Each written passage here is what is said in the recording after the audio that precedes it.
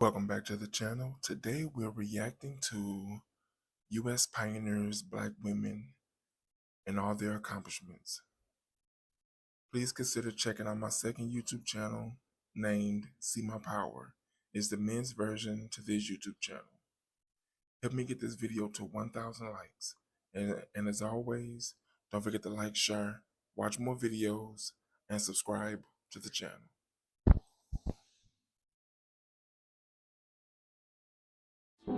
I don't know what it looks like, what it feels like, what it is, but I know when I get there, when I find it, it's for me. I don't know what it looks like.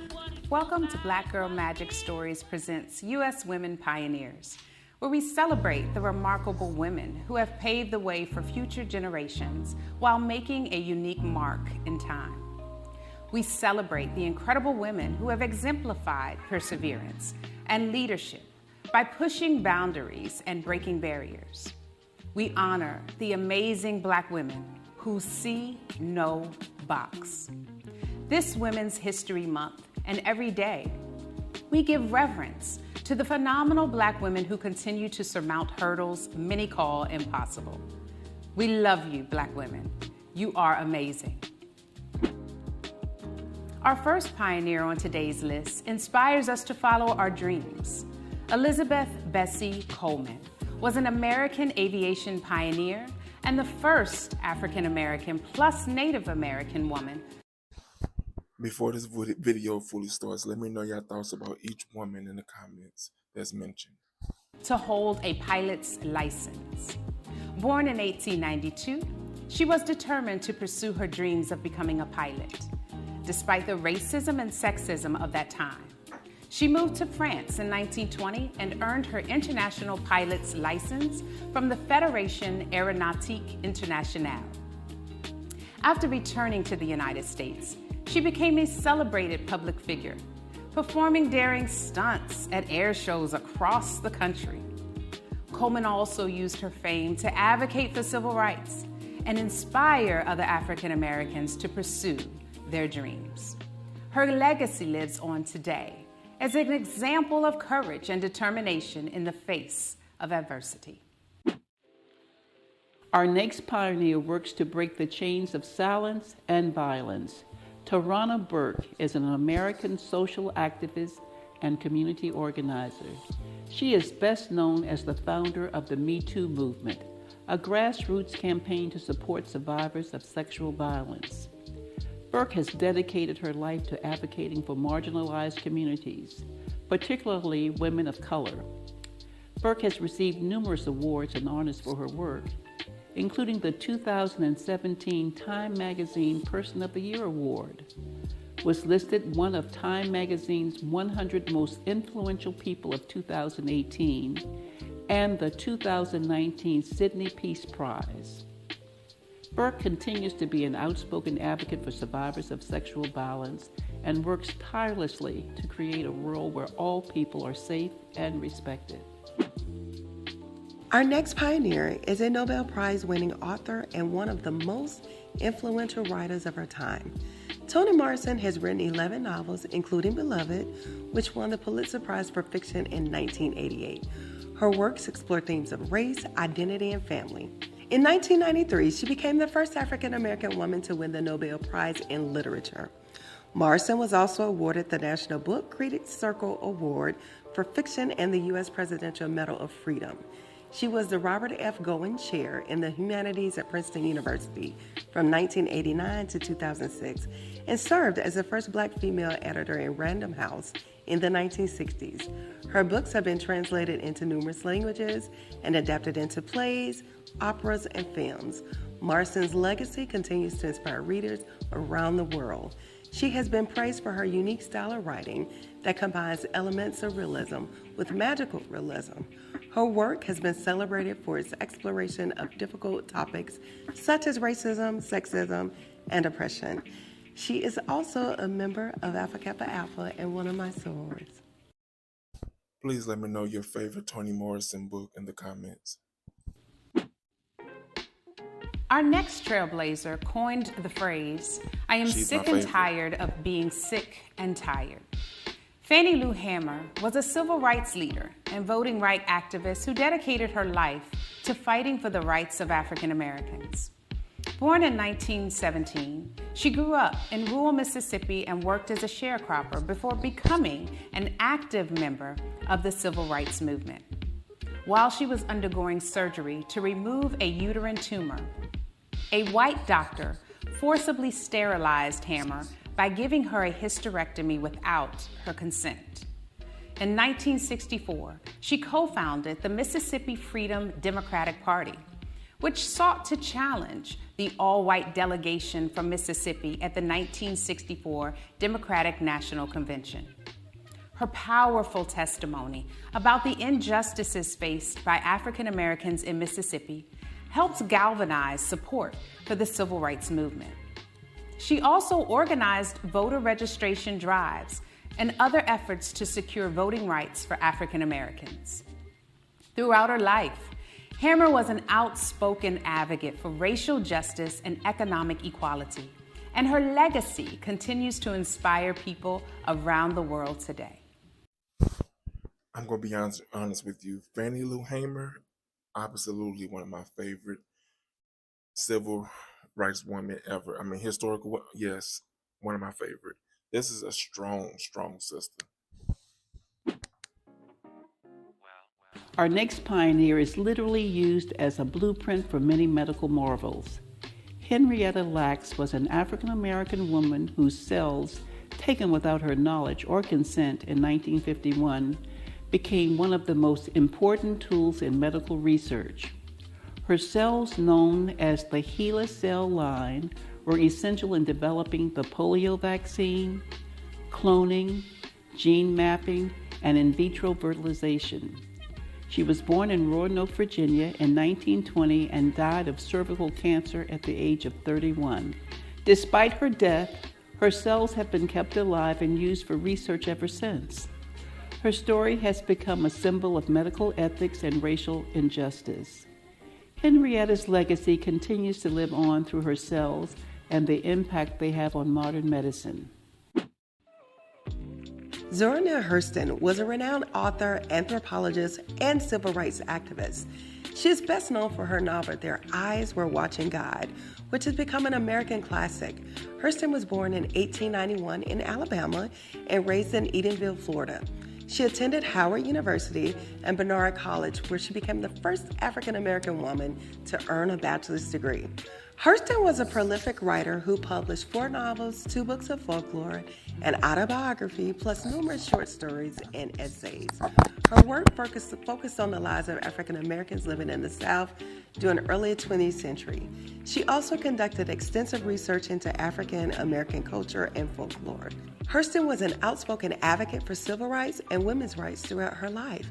In addition to her writing career, she enjoyed conducting anthropological research. Hurston died in 1960, but her legacy continues to inspire readers around the world. She was also a member of Zeta Phi Beta Sorority Incorporated. Our next trailblazer has been inducted into the National Women's Hall of Fame and continues to be a powerful voice in the fight for gender equality. Faye Wallerton was born on July 8, 1943. She is an American feminist and social activist. She was the first African American and youngest president of the Planned Parenthood Federation of America from 1978 to 1992. During her tenure, she increased access to reproductive health services for women and advocated for abortion rights. She also served as a board member of the National Organization for Women and the National Abortion Rights Action League. The next pioneer on our list, Patricia Roberts Harris, was a trailblazer in the fields of law, politics, and education. She was the first African American woman to serve as a U.S. ambassador, the first African American woman to serve in a presidential cabinet, and the first African American woman appointed as the dean of a prestigious law school. Harris graduated from Howard University with honors and went on to earn her law degree from George Washington University Law School. She served as an assistant attorney general for the District of Columbia before becoming the first African American woman U.S. ambassador when she was appointed to foster the diplomatic relations with Luxembourg by former President Lyndon B. Johnson. In 1977, Harris became the first African American woman to serve in a presidential cabinet when she was appointed the Secretary of Housing and Urban Development by former President Carter. She then served as the Secretary of Health and Human Services, also during former President Carter's time in office. In addition to her political career, Harris was also an educator. She served as the Dean of Howard University School of Law in 1969 and later taught at George Washington University Law School until her death in 1985. She was also a member of Delta Sigma Theta Sorority Incorporated. Our final pioneer, whose work will guide our discussion today, is Dr. Hadia Nicole Green, a trailblazer in the fields of medicine and science. She is just the second African American woman to receive a PhD in physics from the University of Alabama at Birmingham, and the first person to develop a cancer treatment using laser technology. Her groundbreaking research has been featured in numerous publications, including the New York Times and Forbes. In addition to her academic accomplishments, Dr. Green has received numerous awards for her work, including Research Advocate of the Year Award from Southern Company in 2016, Professional Achievement in Industry Award, Women of Color in STEM from the Career Communications Group, Inc. in 2018, and included in the top 30 under 40 in healthcare, named by Business Insider in 2019. Dr. Green is committed to making science accessible to everyone, especially those from underrepresented backgrounds. In loving memory of her aunt, Dr. Green established the Ora Lee Smith Cancer Research Foundation to provide financial support for cancer research and education initiatives. And she regularly speaks at events around the world about her work and its impact on society. Her passion for science has inspired countless people around the world, and she continues to be an inspiration as she works towards finding new treatments for cancer and other diseases. Today's pioneers show us a need for autonomy and inspire us to be personal advocates in every aspect of our lives. Let's talk about living our dreams. Out of all the women that has been named so far, can you please tell me, compared to the women's strength that's in your life, do they compare to any of the women that's listed? Autonomy over our bodies and health, plus gender roles. I'm joined by my two co-hosts, Dr. Roselyn Acker-Black and Miss Juliette Williams. How do you all feel about your autonomy, right? To make decisions about your own health and wellness, and, the autonomy of sisters, your sisters, living here in the U.S., to make their own decisions about their own health and wellness, especially in a place where they're under attack. If I could be honest, I think it's deplorable. And the reason being is because people have abortions for all kinds of reasons. And whether I'm against it or not, who am I to tell someone that they can't do something with their body? Why? That shouldn't be anybody's choice but my own choice. I just remember the morning that the verdict came out that the Supreme Court changed, our rights. And there were so many women on social media who were saying, I had an abortion because my child, it was either going to be me or my child. My child was going to kill me because the pregnancy wasn't going as planned. Yeah. And I think when you're under circumstances such as that, I just don't think that anyone should be able to dictate what you do with your body. It's already a hard enough choice to terminate a pregnancy, and I can't even imagine the mothers who had to make that decision. I just think it's deplorable. Yeah. Unfortunately, I have to agree with that, because today, I really think this decision is all political. It has nothing to do with what people should or should not do. Yeah. Because even those people who voted for it, they're still having abortions. people are still going to have abortions regardless. And wealthy people will get them. Yeah. It's the people who are not as financially in that category that can pay for it, that has to go across the county line to go behind the, in the back streets to have it done. It's still going to happen. It's not going to change anything. Yeah, yeah, I would agree. I think for me, one of the things that is so important to me is the freedom to be able to choose, the freedom to have a choice, right? With all things, especially living in a country where I recognize that like racism, sexism, all of those systems that operate around me, oftentimes don't give me full transparency into making a choice, right? And so the freedom to be able to choose. It's the freedom to be able to choose, but it's all, in my opinion, it's a setup. Because it's to destroy the black family.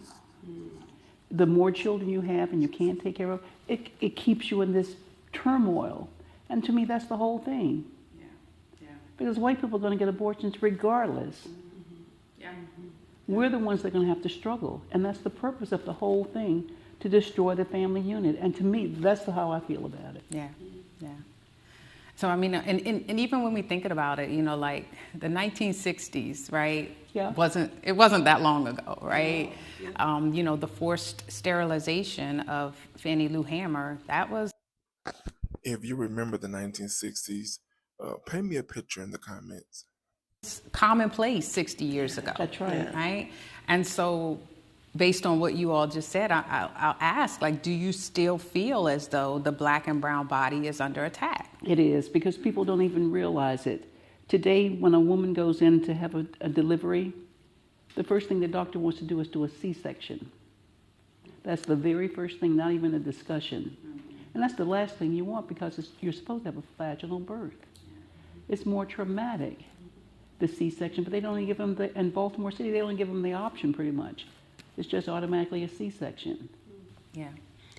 And even speaking in that, when we talk about maternal health, I mean, black and brown mothers suffer the most. I mean, let's be really honest. Had Serena and Beyonce not talked about their struggles with their maternal health, I mean, they're superstars. And some of the things were overlooked. What does that say for us, common people who don't have their access to wealth, who doesn't have the access to the greatest doctors? What does that say for us? And when you think about it, I always encourage people that you have to be an advocate for your own health. You know when something's not right in your body, and you have to say, no, this is not right. Tell me in the comments, how important is your health to you, and what is it that you do to make sure that you are at your healthiest every day? I know something is going on, because we are dismissed, unfortunately, when it comes to healthcare. And the reality is because we get stereotyped. If you are a certain weight, then you're supposed to have high blood pressure, you're supposed to be diabetic, you're supposed to have all these things. Well, that may not necessarily be true of everyone. And if you are not an advocate for yourself, prime example, I had a medical incident in 2020 right before the pandemic hit. And I was at the hospital alone. They kept me overnight, and I had to do an MRI the next morning. And so I say to the doctor, could you hold 1 second? I want to call my husband, because I want him to hear as well what you're telling me. Because right now I'm terrified. I've had this medical situation, and what you're saying to me is not, this is what I'm thinking to myself, what you're going to say to me is not going to register. This man tells me, he says, well, you don't need to worry about that right now. You just need to hear what I'm going to say, and you can worry about that all in. I say, excuse me, sir. I have a right to hear what it is that you're telling me. I have a right to call anybody in my family, because at the end of the day, I know they're going to want to know what's going on. And I don't know if I can repeat what it is that you're going to tell me, because I'm anxious, right? And I'm terrified because of what you just told me has happened to me. And so I don't know if I can that does not work for me. And he literally was not trying to let me call my husband. And I said, wait 1 second. I said, well, if you feel that way, I can record this conversation, and I don't need your permission to record this conversation because I need to know my medical history, what it is that you're telling me. Right. And Right. so, I mean, I don't care if you walk in. And then sadly, I finally had to say, sir, I'm a doctor too. You may just see this black woman laying in this hospital bed who you have this idea, this stereotype about. I may not be a medical doctor, but I'm a doctor too. I'm not some just uneducated person who's not gonna understand what it is you're telling me. But if I'm having that issue as someone who is educated, what if there is someone who isn't as educated, who's not an advocate for themselves, and they experience something like that? And it happens all the time. And when people are having a medical situation, they're not going to remember everything the doctor says. That's very true. And be sure you remember to give this video a like. It really does help the channel grow. True. Very true. Yeah, and it I doesn't mean agree. that they're incompetent. It doesn't mean that they don't care about what it is that you're telling them, that it's going in one ear and not the other. It's that they're terrified. One, you just told them something that's very life-altering and life-changing, and it's insensitive to think that they're just supposed to know what to do in that process. That's a lot of information, and it's overwhelming. And I think if you don't have an advocate with you, it poses problems. Yeah. You bring up a lot of good points about advocacy, right? Being able to advocate for ourselves, being able to bring family into spaces with us where we may feel as though we're not present 100% to advocate for us in addition to, our own selves. So one of the things that you brought up, right, which was interesting because I'm listening to you share kind of that dialogue between you and the doctor at that time, right? And it doesn't appear as though he was really doing those things that he could have done a little bit better to kind of build trust, right? To be there with you in that moment and have you trust, the space, trust Tell me about some different headaches that you've had dealing with doctors. him or her and trust the advice or the next steps that he may have been, proposing to you. And so based on what your health situation was. So what are some of the things that we could do, right, to kind of build trust with our doctors and medical professionals, even when we may feel as though they don't have our best interest in mind, right? That's a great question. And you got to hold them accountable in the moment. In the moment. So oftentimes, sometimes as black women, we don't want to make waves because we don't want to be seen as an angry black female. So we don't want to make waves and we don't hold people accountable. But you're paying them. You're paying them for a service. So you have every right to ask any question you desire. You have any right to ask any question that does not feel good to you. Trust your intuition. If you feel like it's not something that's going to be beneficial for you, ask the question why. Why do I need to do this? Why are you recommending this? Why are you suggesting this? You have the right to ask those things. And I think sometimes we don't recognize that we have patients' rights. We don't recognize that because we're already, again, in a situation where we may feel helpless or hopeless because we don't know what's going on with us. And if you have a team working with you and they're not paying attention to what it is you're saying, then that's problematic. Like I'm dealing with a bone, I know you guys are like this, she's got a lot of afflictions, but I'm dealing with a bone infection right now. And when I was in the hospital, I had the nurses, they will tell you what medication that they're giving you. And so she called out a medication. I said, nope. I shouldn't be taking that. I don't know why that. She's like, the doctor didn't have a conversation with you? I said, he sure didn't. Because had he had a conversation, I would have told him I'm allergic to that medication. And I was like, and I'm going to have a very different symptom going on than what I'm dealing with right now. Yeah. And so thank God for a nurse who was an advocate for me. Right. I always say be kind to the people taking care of you because she advocated for me. She's like, I'm just going to take this off your chart. She's like, now I'm putting it in your chart that you're allergic. By no means necessary should you take this medication. Wow. I can't even believe it wasn't in your chart. They should have taken that immediately. I agree. And I certainly told them. That I was allergic. Certainly. Yeah. I'm thankful for, I have a very elaborate, a very knowledgeable, sister network that I often lean into. And we share our experiences with our physicians, with our medical professionals, right? We share those experiences amongst ourselves. Yeah. It's no secret that most of the women in my sister network, we all have the same primary care doctor, right? Because we share our experiences. One of my sisters just had, breast reduction surgery. We have another one that's getting ready to go through that. She will be using the same doctor that she used. So we share that information as well with each other, so that if it's a bad experience, we don't want to extend that experience or have one of our friends or our sisters going out and having to go through that bad experience. But if it's a good experience, we share that with one another, right? And we're able to share that amongst our community and, provide support for ourselves as well as to each other. So, all that's key. And I try to tell people when you're going into the hospital, except in emergency situations, to always have an advocate with you, someone that can be there for you.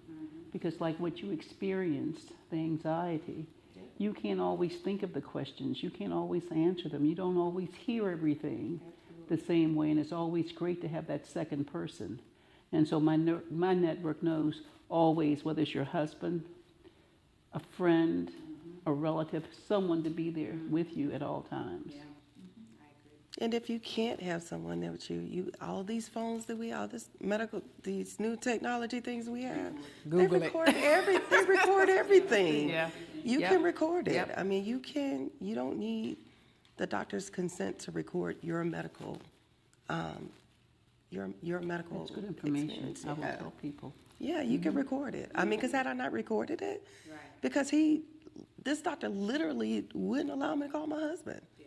And I was like, I don't understand, sir. You don't pay. I'm like arguing with this man. Right. Like, you don't pay my phone bill. Right. Like, The fact that first so of then all, I turned into the angry black woman at that point. I asked you, could I call him? Yeah. Like that, Right. and then Right. told you I was Right. going to call him. Like, Yeah, shouldn't even have to be going through all of that. It was, yeah.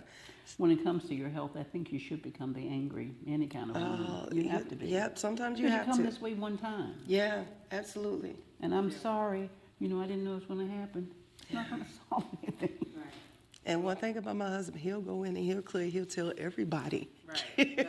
Like, this is what you can take, what you can't take. So make sure, even the advocate that you have with you, make sure that they are not afraid to speak up for your behalf, because sometimes we get nervous about that.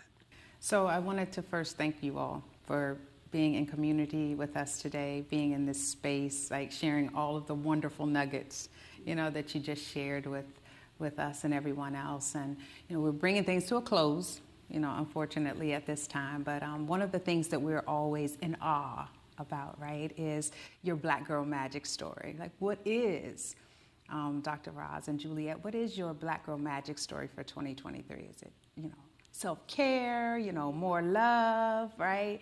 More joy, a promotion on the rise, welcoming in new family members. Like, what is your Black girl magic story?